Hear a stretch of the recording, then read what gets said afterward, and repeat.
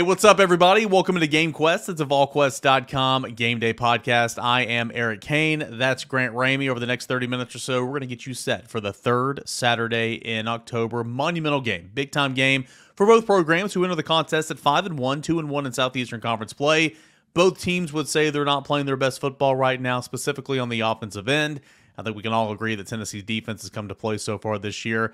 We'll continue to get in that storyline, some injuries, what needs to happen for Tennessee to get this win, all that and more, again, over the next 30 minutes or so. This show is presented by our great friends over at Premier Garage of Knoxville, East Tennessee's #1 provider in customer garage flooring, cabinetry, and storage solutions. You can be the best Tennessee fan that you can be this season by ordering the new Smokey Grey hybrid polymer floor today. That's at premiergarageknoxville.com/Vols.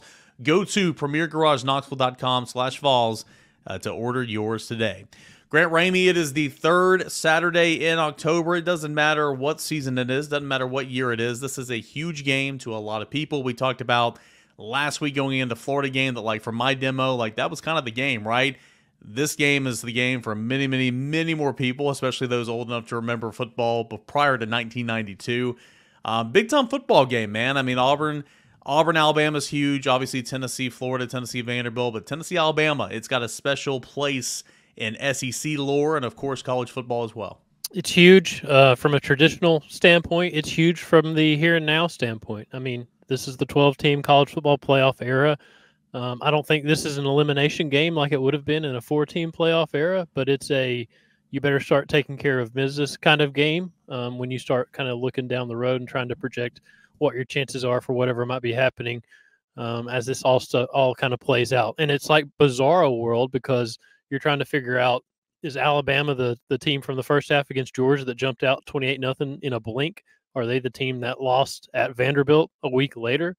Couldn't stop Vanderbilt to save their lives? Are they the team that struggled to put away South Carolina after going up 14-0 early at home and having to survive a onside kick recovered by South Carolina and all that stuff that happened late in that game?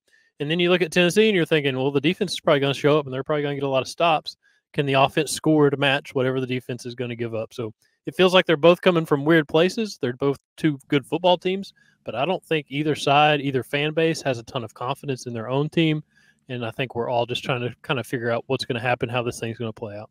Yeah, you said two things right there that I'm sure we'll get into, great detail over the course of the show here today. But number one, sure, you're right. It's not an elimination game. And I know some fans are getting tired of talking about it every single week, but hey, that's where we are, and that's exciting. And it adds, I mean, again, people that thought that the 12-team playoff is going to devalue the regular season. Are you kidding me? We can't shut up about the playoffs right now.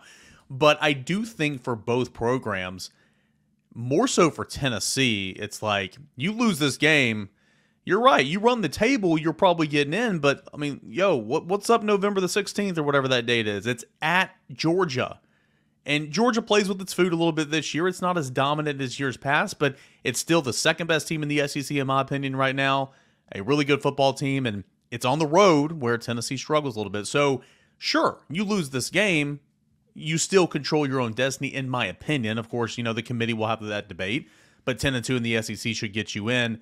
But that means you got to go on the road and beat Georgia, and I think that's a challenging task at this point in the season. For Alabama, you've got Missouri, which I know Missouri was maybe a little bit overrated. Missouri was down 34-0 in the fourth quarter to Texas A&M a couple weeks ago. I recognize that, but still a team that's going to give them a fight if you lost to Vanderbilt, which I will say improved. They got a quarterback and he's a baller. And of course, to South Carolina. And then, Alabama's got to play LSU in Baton Rouge, I believe, in 2 weeks. So huge game for both sides. And then your second point, I couldn't agree more. We'll get to our picks later on the show, but as bad as Tennessee's offense has been the last couple of weeks, look at Alabama. It is literally all over the map right now. It does not have a finishing blow. It does not have a run game that you feel really, really good about outside of Jalen Milroe, who's phenomenal, but a traditional run game, it's not really great so far. The defense is all over the place. It's a new scheme. It's a new staff, of course. A lot of new personnel. I mean, Downs is no longer at safety. He's at Ohio State. You've got Dallas Turner, who's in the NFL. A lot of turnover there as well. So, sure, you can have questions and concerns about Tennessee's offense, no doubt, as you should, as we do. But Alabama is far from figured it out. Alabama, though super, super talented, Alabama's kind of all over the map right now. So, like, again, playing at home in this game, like, I feel like it is wide open, Grant. Are you a Breaking Bad fan? Do you watch Breaking Bad? Not much. And one of the shows I did not pay attention to. Well, there's a famous scene where Jesse, Walter White's kind of counterpart, he yells, he can't keep getting away with this.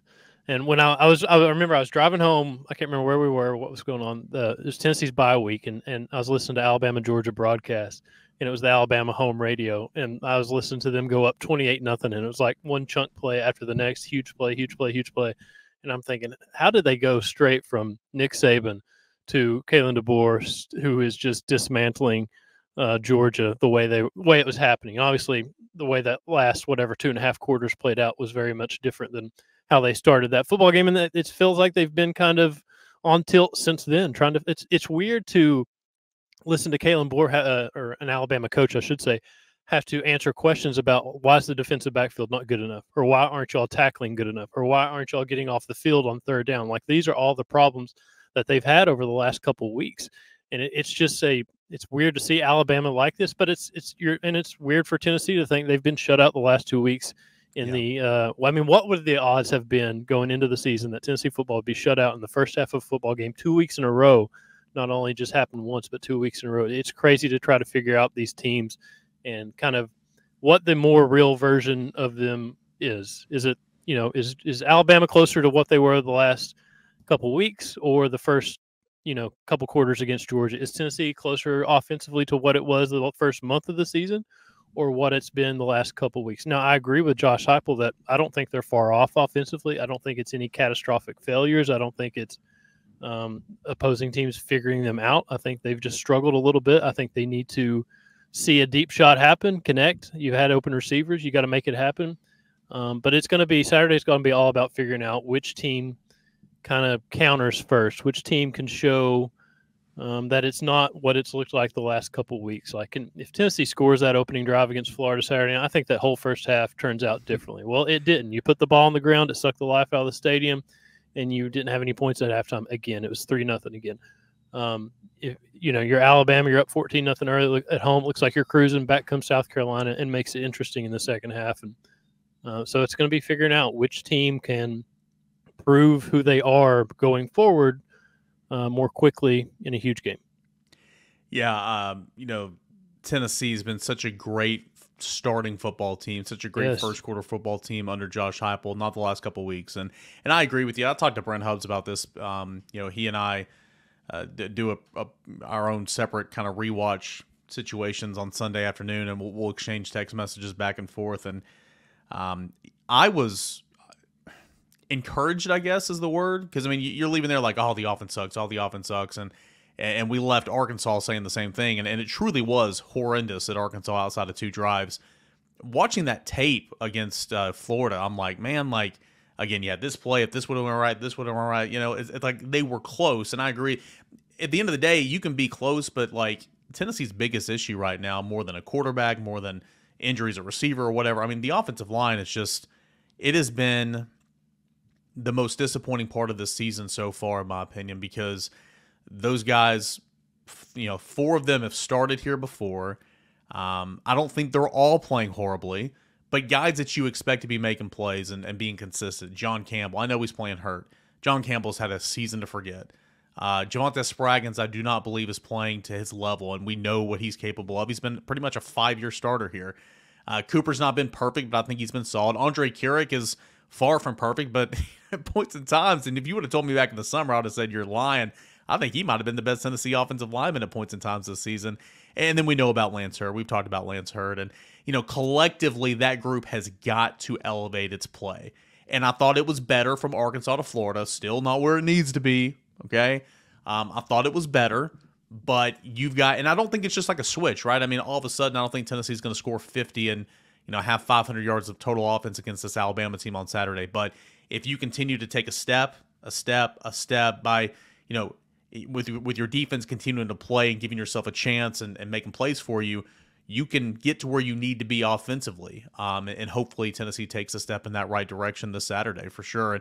And with this 12 team, playoff era, like it's so much fun if you're just looking at it from afar. Like if you're just looking at it from a college football fan through this lens, I mean, Ole Miss, yeah, Missouri getting crushed, that's awesome. Vanderbilt beating Alabama, that is so cool.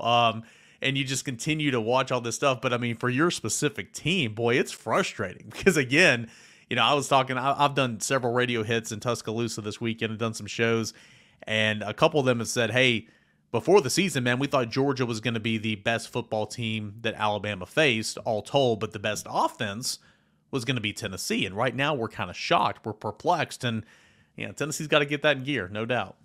I think Tennessee's got to have a little more desperation out of these two teams. All's not lost if Tennessee loses to Alabama. It's going to make your life incredibly difficult because you're, like you were talking about earlier, you're going to have to go to Georgia and win. You're going to have to win all the other games left on the schedule. So you're kind of stacking the deck against you if you can't take care of business and find a way to beat Alabama. But, the offensive line, yeah, it's bad right now. I think it's also on the coaching staff to kind of establish some kind of rhythm because it just feels like they're out of rhythm with their play calling. It feels like whatever they're trying to do, it's like it's the wrong time to do it. It's not working, whatever. Like they got to figure that out on the coaching side of it, the scheme side of it, because you have had flashes like those two drives at Arkansas where you ran it down their throat and you went and scored touchdowns, or like the second half against Florida where you suddenly kind of started scoring points and playing better football. So we've seen it in flashes. Now it's about establishing that more consistently and not having another shutout first half, not having these long stretches where it's really quick 3 and outs and you're struggling. You're behind the sticks. I mean, they got to play cleaner. They got to play more efficient. I think they got to play more in rhythm. And I don't think all's lost. I don't think Nico's some overrated kid. I don't think anything like that. I think they are a basketball player that needs to see a shot go in. And if they could see a shot go in, maybe that changes things. And that's why I'm not quite ready to, I don't know, call it a disaster or glaring, problem. I think it could come back. It's just a matter of let's see it, prove it, show it to us, and see what it looks like. Yeah, I like the basketball analogy. You said that a couple of times this week, and I think that's a good way to look at it. And can you tell I've covered Tennessee basketball for 10 years? I'm like, they just need to see a shot go down. And again, there's going to be frustration there. There's always frustration there from fan base, and especially the quarterback. And man, Nico's got to play better. Okay, he cannot stare down a receiver and throw into triple coverage. He cannot miss as badly as he did to Nimrod there. I don't care if Nimrod was supposed to bend back or whatever. The ball was out of bounds. I mean, you can't miss like that. But I'm not giving up on old Nico just yet. I mean, you can just see the talent oozing out of him. I mean, I've said it all week long, Grant. He's playing like a first-year starter who's a redshirt freshman. That's what he's playing like right now. That's what he looks like right now. Does not mean that is going to be his end game. We got a whole lot more to come here on this edition of GameQuest. Keys of the game. We're going to break down the personnel for Alabama, all that and more as we continue on here with this edition of GameQuest. And could not do without our friends over at Premier Garage of Knoxville. Garage guys or gals who bleed orange. Do you use your garage as some sort of man cave? We got a house, and in it was a garage. And first time as an adult, I've had a garage where I can park my car, so that's something to celebrate. But the garage is huge, man. I mean, it's like it's the biggest garage that I've seen, man. And I love my garage. I got big plans, shelves, and all that type of stuff. And I know a lot of people a lot of men treat it like a man cave, kind of like a sanctuary of sorts. And sometimes I start my college football Saturdays out there watching the SEC Network. Got a TV mounted in there as well. I'm sure some of you guys do. There's no better compliment for your garage for Tennessee fans than the Premier Garage of Knoxville's custom Smokey Grey hybrid polymer floor. It's beautiful. It is absolutely gorgeous. Premier Garage of Knoxville is East Tennessee's leading provider of custom garage flooring, cabinetry, and storage solutions. They only use company employees as opposed to subcontractors to ensure that you receive consistent craftsmanship and personalized attention. 15-plus years in business, locally owned and operated, and thousands of satisfied customers. That is what Premier Garage of Knoxville can bring to the table. And I want to show you this right now. You can go to their website. Okay, if you're watching on YouTube, check it out. PremierGarageKnoxville.com/Vols. You see all this Smokey Grey. You see it in the background right here. You can sign up for a free in-home consultation right here. Name, email, phone number, zip code. Hit submit. You can see this video of what this floor looks like. Look at that. It is just gorgeous and speckled. and it can be for you. Did you hear that? Is that sound just in my ears, Grant? No, I heard that. I think Okay, that was cool. the All right, well, yeah, that was just the video. Bringing a little music to the thing here as well. So easy to use website right here. Again, premiergarageknoxville.com. Check out that flooring. It is absolutely gorgeous, and you can make that a part of your man cave and your garage today. So the Vols sported those Smokey Greys in week 1. Looked pretty good doing it, I would say so myself. So why not flake your garage floor with the same Tennessee Smokey Grey hybrid polymer floor? Check it all out at that website I just showed you. That is premiergarageknoxville.com/Vols, premiergarageknoxville.com/Vols, and Price Picks. Price Picks is fun. It's a great way to put some coin in your pocket this football season. Super easy. Okay, Grant and I went through it a lot last year and kind of did our picks and everything. I'm going to let you do that yourself this year, but you download that app, you go to pricepicks.com. You can put in that promo code VQ as well. When you place $5, you're going to get $50 once you place that first $5 bet. But it's simply just picking more than or less than. It's that simple. It is that simple. So you have a player grid, 2 to 5 different players. Can be college football, can be NFL, whatever the case is. And again, you see it right there, play $5, you're going to get 50 instantly, putting in that promo code VQ. But you got your player grid. And you've got quarterback, throwing yards, X amount of yards, running back, rushing yards, wide receiver, receiving yards. All you're going to do, that stat line there, is pick more than or less than. Fill up your player grid, at least 2, no more than 5, 2 to 5, and watch the winnings roll in. And again, like I said, you play $5, you get $50 instantly. Put in that promo code VQ. Put in that promo code VQ. You got sports all over the place, college football, NFL, soccer, you've got basketball, you can, do NASCAR, everything. I mean, cricket's on there as well. Everything you can imagine over on the Price Picks app and at pricepicks.com. So again, go to pricepicks.com/VQ, put in that promo code VQ to receive a guaranteed $50 once you play $5 in lineups. All that and more this football season is over at Price Picks. Welcome back into GameQuest, breaking down previewing the third Saturday in October. It is Tennessee, it is Alabama. This is GameQuest presented by our friends over at Premier Garage of Knoxville.com. Grant Ramey, I'm Eric Cain. Let's dive into the Alabama personnel a little bit before we get to keys to victory. Grant Ramey, Jalen Milroe, of course, 17-year-old Ryan Williams. Those are the two guys on offense. Milroe is a veteran. A lot of people didn't think that he was going to be a good quarterback. He's had to work through that. Is still working through the aerial attack a little bit, but I think he's one of the better players in college football when he is on. I'm going to share the screen here. I've got Pro Football Focus pulled up, and if you're watching on YouTube, check out these numbers. I'll say them as well if you're listening. The thing I think Tennessee is obviously going to have to try to limit outside of his running ability. Grant, Jalen Milroe is a really, really good passer down the field this year. Okay, in passes 20 yards or more down the field, he has completed 13 of 24 on the year. Okay, that's 54% completion. And the longer distance that you throw downfield, the lower that completion percentage is because it's a tougher throw. 54%, 20 yards down the field is pretty good. 13 to 24, 604 yards, 8 touchdowns, 1 interception. Pro Football Focus in that category has him graded out at a 91, which is considered elite.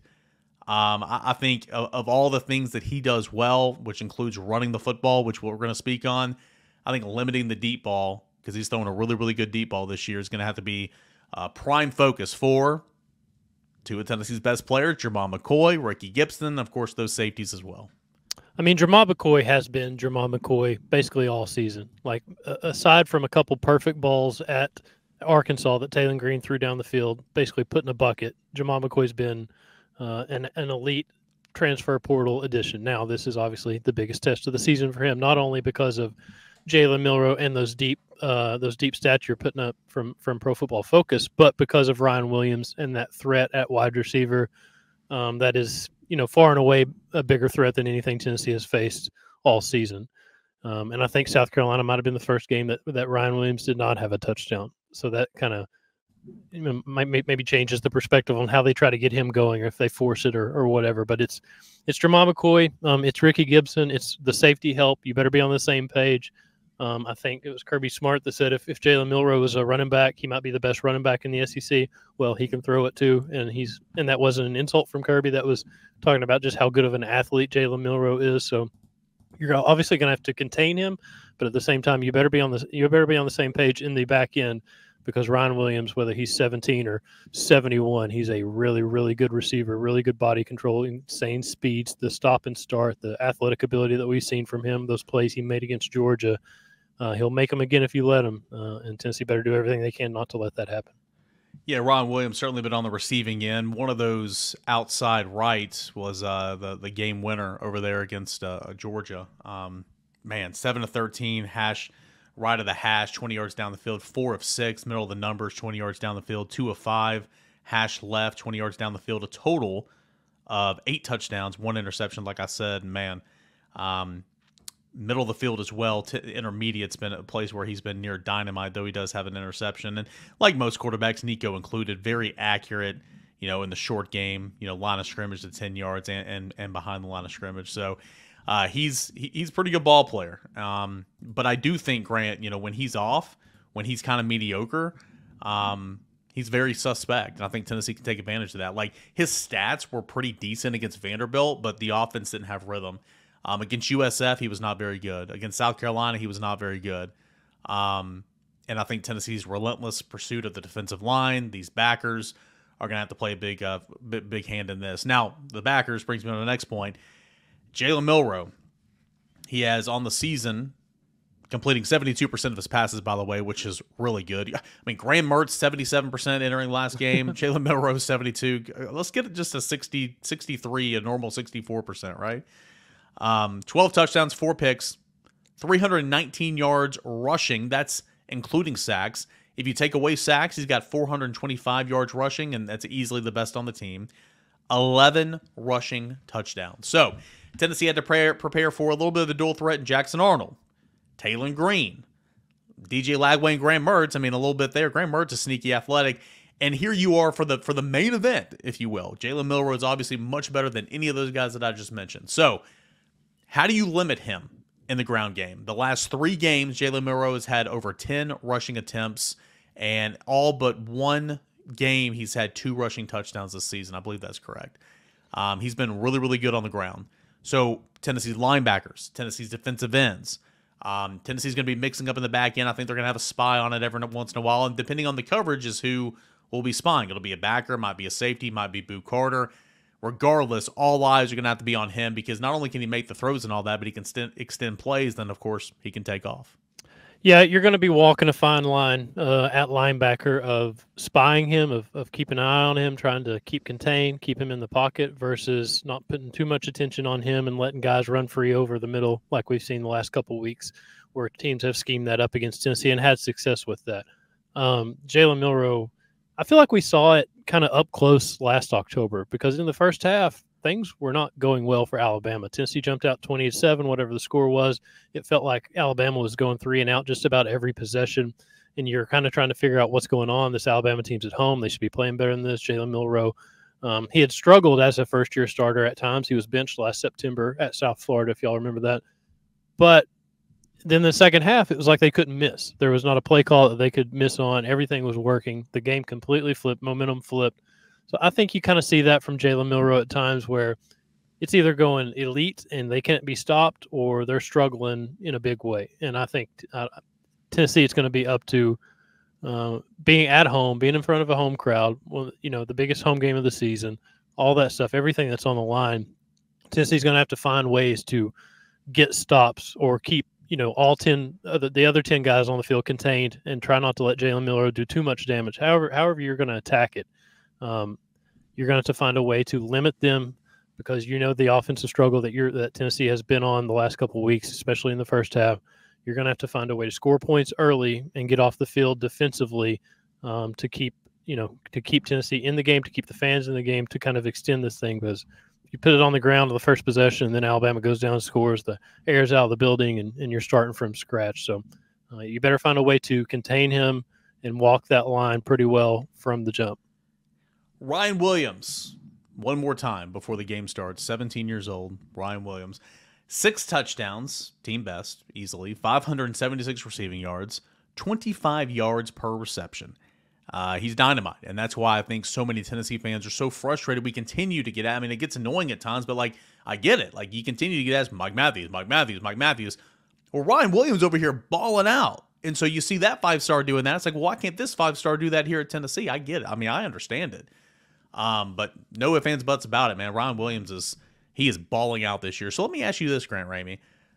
In Tennessee, typically, I mean, sure, like they mix up the formations and all that. So it's not like Brew McCoy is always, lined up left of the quarterback. But typically, Tennessee's X and Z are stationed, it's left or right. I haven't watched enough Alabama games to know if they move him around a lot. But if you're Tennessee, would you use Jamal McCoy to follow Ryan Williams in this football game? I don't think so, just because I don't think that's something that Tennessee has done a lot in the past, or if they have, I can't even remember off the top of my head when it happened. I think I would stick with what I've been doing the first 6 games of the season. It's worked out pretty well, right?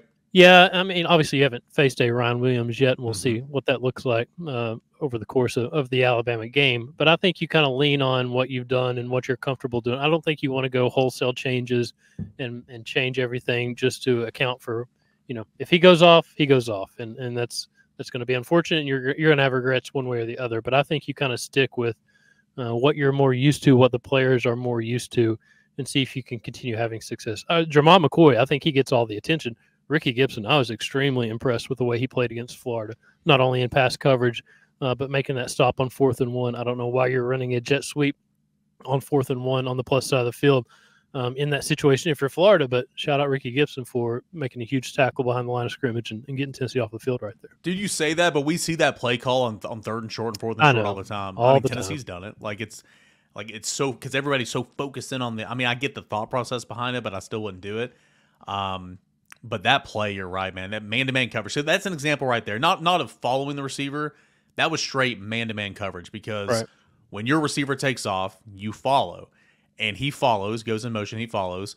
You had Carter that set the edge. You had T-Lander with the cutback right there. And Gibson just ran the alley beautifully. I mean, it was teach tape. It was absolute teach tape. What a play there. And then, going back to McCoy, that slant, playing backside hip, going over, swatting the ball. Grant immediately turned to me and said, ooh, any flags? Do we see any flags? You just expect it, right? Yeah, you're just so used when there's physicality on a 4th and short, especially on a slant, just any contact, you're just sitting there waiting, because sometimes there will be a pause and then there will be a flag. And there's some hesitation there, which would be extremely frustrating if that happens to your squad. But, I mean, the way, and Brent Hubbs just said it on the podcast earlier this week, the way he plays that slant right there is exactly how Tennessee fans have been begging a corner to play a slant, to come up and break on the football and break it up. Literally two plays in that football game.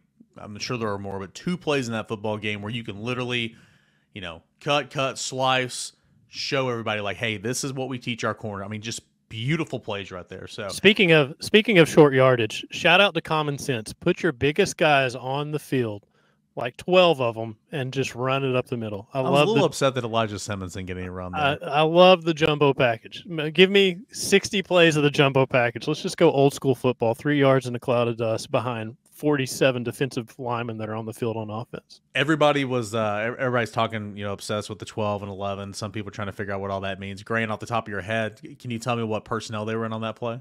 They were on, let's see, there were 2 fullbacks, 2 tight ends. I don't know what's the terminology. And an H-back. So technically 221 personnel. 32 personnel, 3 backs, 2 tight ends. But I guess if you want to go more technical, Miles Kitselman is a tight end, but he was playing fullback. So you could technically go with something else, and it could have been, it could have been. You've put my mind in a pretzel right here. It's wild. There's too many moving parts. Big boy football. You got to love it. Admittedly, not hard to put my mind in a pretzel. Let's look at other stuff on the Alabama's offense. They scored 41 points a game, but again, 63-0 against Western Kentucky. It was a regular old Kent State game for them. 42-16 against South Florida.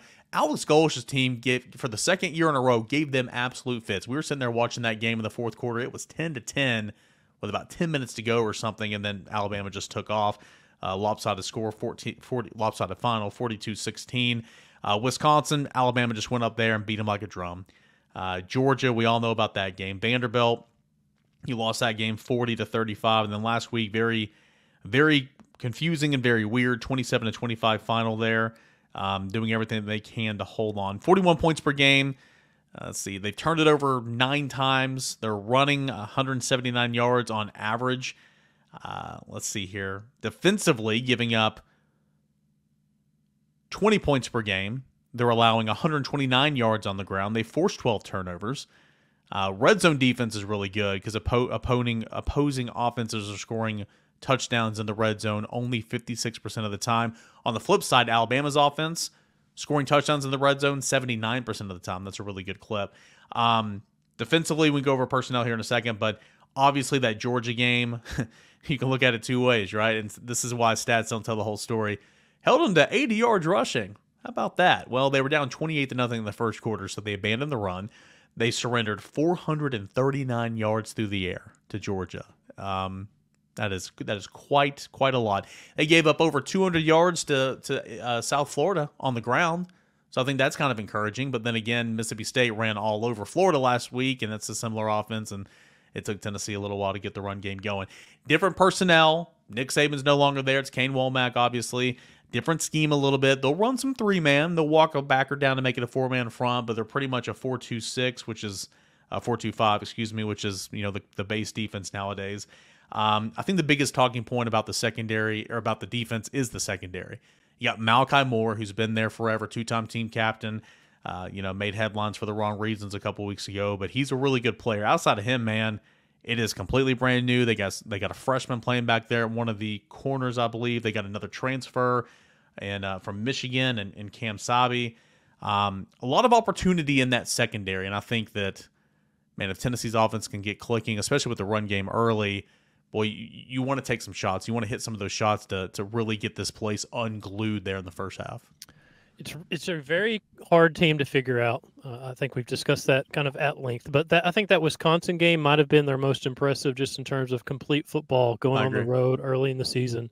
Obviously, it's bigger to beat Georgia, but that game was just so different from the first half to second half. And then Vanderbilt was the most anti-Alabama football experience you could ever imagine. I mean, Vandy was 12 for 18 on third down. 12 for 18. It's hard to go 12 for 18 against Kent State on third down. Can't stop Diego. Right, and that was and Vanderbilt is suddenly 4-2 and looks like a good football. Well, they also lost at Georgia State in September. Yeah. How do you explain that?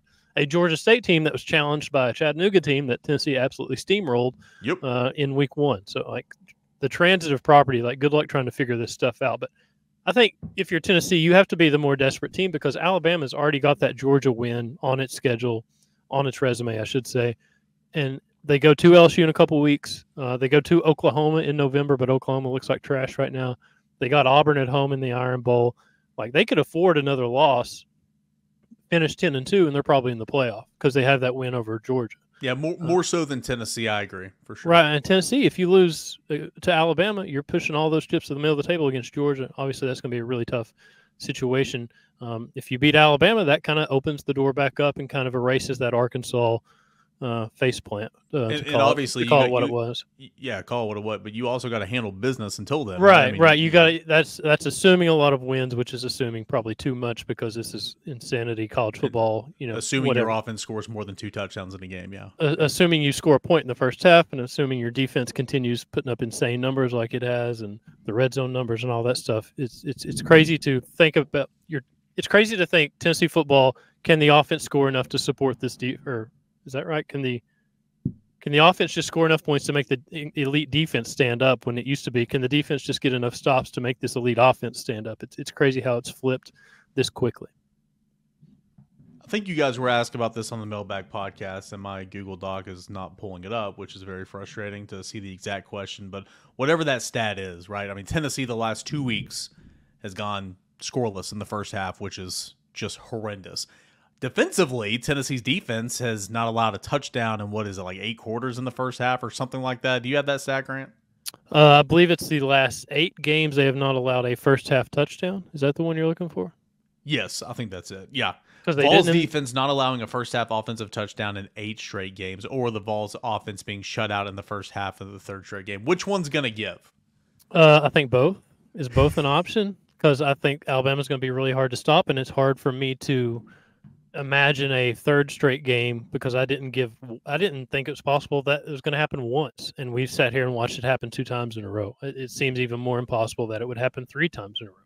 I was talking to somebody right before kickoff the other day, and they said, "Yep, well, if Tennessee gets shut out in the first half again, I mean the Boo Birds are going to come out." And like even in that second, I'm just like, that's not going to happen. Like that's not going to happen. An hour and a half later, wow, like that really just happened again. I think the first or second possession, the Boo Birds were out. Maybe the first punt. Yeah. It was crazy. Hopefully Tennessee, again, continues to take a step, gets better a little bit. Nico doesn't stare down his receiver and throw into triple coverage. You connect on some of those deep balls. The offensive line takes another minor step. And Dylan Sampson just continues to do what Dylan Sampson does. Hopefully, along with the entire run game, it gets started a little bit earlier. Let's go into the key storylines. I mean, Grant, just give me a quick hitter for you, man. What's something Tennessee's got to do, or 2 things Tennessee's got to do to win this game? They got to score early. I think there's a Monday night chat question. What's Tennessee got to do to win this football? I think you got to score on the first 2 possessions. I think you got to restore some confidence there, restore some rhythm, kind of get back to normal. It feels like a little bit with the offense. I don't think I'm crazy. Maybe I'm crazy. I think Josh Heupel's not wrong. I don't think it's far off. I think it could be a couple plays and they could get it back on gear, back on track, just click a little bit more. So I think scoring early, just avoid the catastrophic, the don't put the ball on the ground first possession. Don't put yourself in a 14-point hole 6 minutes into the game. Start fast, start clean, start efficient. I think we've seen some efficient drives. We've seen some clean drives. It's just a matter of how often can those happen, and can they happen earlier in football games? You can't put yourself in a bad spot at halftime again and expect to crawl out of it against a really good Alabama football team. They're going to have to start well, start fast, and keep this crowd in it and ride that home field advantage. Yeah. Again, I feel like we get to this point in the podcast every single week, and it's just like football 101. Do this, do this, do this. But I mean, some of it's so true, especially when you're not playing well on one side of the football. I completely agree about starting fast offensively, because my number one key is like everybody listening right now or watching, a lot of you guys are tailgating, driving to the stadium, whatever the case is, man. Like the atmosphere at Neyland last week was incredible. We saw Lewis Reddick that, commented on it, and, Grant and I in the Monday night chat were talking about how the press box was shaking. You've seen videos VFL Films has put out. You've seen what recruits have been saying about that game. Like, that was huge. And, DJ Lagway, he made some plays. Don't get me wrong. He made some plays there at the very end. He's going to be a great player, but also he was rattled at times because of this crowd. Crowd has got to be a factor in this one. And how do you get the crowd in it and staying in it? It's scoring some points, doing some things. And so I think Tennessee's start is monumental. Austin and I said this on the 2-minute drill heading into last game. And, Tennessee, typically, if you win the toss, you defer. That's what Heupel does. And that's, if I was a coach, I would do the same thing. But if I win the toss, I'm taking the football. Like, I'm taking the football and trying to set the freaking tone of this football game. Go in there and say, hey, here we are. Let's go. Start fast. We know what comes with that. Don't turn the football over. Run the football well. Block. Give yourself a chance, all that. But have the crowd in there. The crowd's got to be a factor. How do you do that? You start fast. And then secondly, for me, got to win the turnover battle. Like, Tennessee's defense has been so great, and games against Oklahoma, Tennessee forced a couple turnovers, and the Arian Carter interception last week was huge. I feel like for as good as Tennessee's defense is, Grant, like they don't have as many turnovers and especially sacks as you thought that it would at this point in the season. I think in this football game, it is paramount. Like, you have got to win the turnover battle, because I think you're going to have to steal a possession to either come back and tie the game or go win the football game. Like, Tennessee's offense, again, is not clicking the way it was in 2022, where you can give up 49 and win. Like, I think you're going to have to steal a possession or two and go cash in to win this football game. And I think Tennessee's defense is more than capable of providing that opportunity. So I think it's always important to win the turnover battle. Don't hear me wrong. But this game specifically, when I think you're going to need to steal a possession or two, you got to win the turnover battle. I mean, look at the last 3 games, the last 3 times out: Oklahoma, Arkansas, Florida. What's the difference at Arkansas that didn't happen, or that didn't happen at Arkansas, I should say, that happened against Florida and happened at Oklahoma? The defense forced turnovers. Yep. There's on the 1-yard line in both games, as crazy as that is, at Arkansas and at home against Florida. You cause and recover a fumble. and he kept waiting on it. We kept waiting on it at Arkansas. Like, they really need a turnover in this situation. You really need a turnover right here. It just never happened. And it kind of got away from them after that, and you couldn't get a stop. So that's a really good one to take, because I think that does change the game. If you can be plus 1, plus 2 turnovers, whatever it is, it has to happen. Yeah, and I think leading up to the NFL draft, and when we do our review pieces, and I write the biggest plays of the year, top 5 defensive plays or whatever. I mean, that strip on the goal line there from James Pierce, that's just a play where, like, that's just want to, like. And like, sure, you coach up getting in there and stripping the football. Like, that's not even like making a normal tackle and going for the football and strip. That's just it is a bunch of bodies right there at the goal line, and you just run up. You say, "Ooh, give me that strip," and you go. I mean, that's just what a play. What just a freaking play. Just a straight up effort play. Yeah. And I went back and I was watching the ESPN broadcast, and Louis Riddick was talking about, like, James Pierce needs to make a play right here in this situation, and then he forces that fumble. And shout out to James Pierce, because everybody was loving James Pierce over the summer. Possible number 1 overall pick in the draft, top 5, whatever. He's the best defensive end in the class. He's the best rusher. He would have been the first defensive guy drafted in last April, all that stuff. And then he doesn't really do much to start the season, because they're not playing him a ton of reps, because they're beating, Chattanooga by 69 and Kent State by 71 and all that stuff. For him to have the last couple of weeks that he's had, to make his presence known the way he has, to say all the right stuff after the Florida game Saturday night about how it's not about his stats, it's about the team winning football games and all that stuff.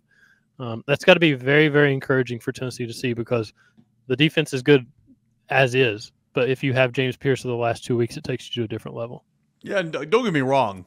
Boy's missed a couple of sacks this year. For sure. Like, he's missed a couple of sacks this year. For sure. But if you don't think James Pierce, if you're just a stat gazer, okay, and you don't watch the ins and outs of a football game, listen to this stat right here. You tell me if James Pierce isn't affecting the football game, right? 2 sacks is what it is. 19 quarterback hurries, according to Pro Football Focus. The next closest Vol in that category is Dominic Bailey, and he has 9. There's a couple of guys that have 7, Tyree West and Omar Norman Lott, and guy that has 6, and that's Bryson Easton. But 19 quarterback hurries. That is an insane stat through 6 games. So, again, shout out to James Pierce. Again, I've gotten to this point in the show where, as I say every week, disclaimer, reserve the right to change it in the written form when it comes out on Friday. I did a hit earlier this week, and me and the guy that I was doing it with both were like kind of the same. It's like, well, I'm going to take the team I cover to win, but I don't have a whole lot of confidence. Obviously, for Alabama, they're all over the map right now. Alabama's favored in this football game. Give me the Vols, though. Playing at home, I do think that's a huge factor. Reasons we already pointed out. I think the offense took a minor step last week, and I think they're not far off. I think Nico's plenty capable of making some plays. Maybe this is the game where he goes out there and makes one of those plays that we're all talking about that wins in the football game. I love Tennessee's defense. I don't think it's going to be pretty. I think it's flat out going to be frustrating at times. But Tennessee playing at home, Dylan Sampson, this defense. Again, I don't have a whole lot of confidence in this pick, but give me Tennessee to win 30 to 27. Yeah, I know, 30 points, that's a lot, right? Give me Tennessee to win 30 to 27 in this football game. And, of course, Tennessee enters the matchup with a total of 56.5, and Tennessee is a 2.5-point dog at home. Should I start by saying I have no idea what I'm talking about trying to pick this football team, because I picked them to score 41 at Arkansas, and I picked them to score 34 against Florida Saturday night, and I was sitting there thinking how stupid I felt when they had 0 points at halftime. And get in line, man. We don't have a pulse on the team. That's what the game thread told us. Yeah, even though we've been around this team all for however many weeks now, and we still have no idea. I would pick Alabama to win this game in Tuscaloosa, probably by a touchdown. I don't know what to think of either team. It's hard to figure out what they are or what they're going to be based on the last 2 weeks. I think the difference can be home field and a home crowd, and Tennessee maybe being a little bit more desperate and knowing how badly they need this game and what's kind of riding on this game. I'll take Tennessee with absolutely zero confidence in the pick, 27-20. Yeah, I don't know. I just they're hard. Both teams are just a hard group to figure out, and it's almost like you need to see the first 3 series play out before you'll have any kind of ability to get a grasp on this game. For as great as Tennessee's defense has been, I've kind of thought all week long, like, if Tennessee's going to win this game, the offense absolutely has to score somewhere in the 27 to 30 point range, right? Or 27 or more. Because of the respect you have for Jalen Milroe and what he's shown and how good he can be in so many different ways, and what you've seen from Ryan Williams, and what you just expect them to score points because they're going to be really tough to contain for 60 minutes. Now, Tennessee hasn't given up a first half touchdown in forever, and this is the first time since 1969 that they've not allowed an opponent to score more than 20 points through the first 6 games. I mean, that's a huge, crazy stat to think about. I mean, a dude has walked on the moon more recently since that's happened, right? Or it was recorded in studio, depending on who you ask.